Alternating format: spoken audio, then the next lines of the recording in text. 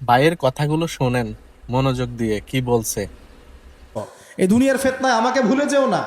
নবীগণ এসেছেন, হেদায়েতের বাণী শুনিয়েছেন, আসমানি কিতাব নাজিল হয়েছে, আমরা সেই কিতাব পেয়েছি।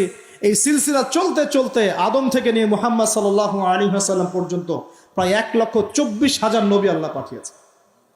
তার সর্বশেষ নবীর নাম কি? মুহাম্মদ রাসূলুল্লাহ সাল্লাল্লাহু আলাইহি ওয়াসাল্লাম। এর আগে তাওরাত, জাবুর, ইনজিল সবই আল্লাহর পক্ষ থেকে এসেছিল। মানুষ যখন সেগুলোকে বিকৃত করেছে, আল্লাহ পাক আবার নতুন করে বিধান পাঠিয়েছে। এই সর্বশেষ বিধান কোনটা? আল কোরআন, এবং তার ব্যাখ্যা কি আছে?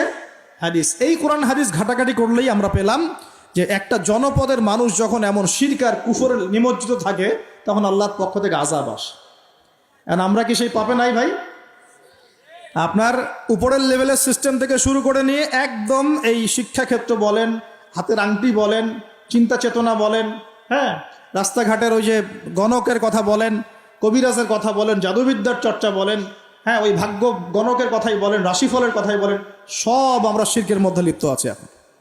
এর পাশাপাশি আমরা কবর পূজা করছি, মাজার পূজা করছি, আমরা আল্লাহ ছাড়া অন্য কারোর জন্য জবাই করছি, মানত করছি, কসম করছি, কুরবানি করছি।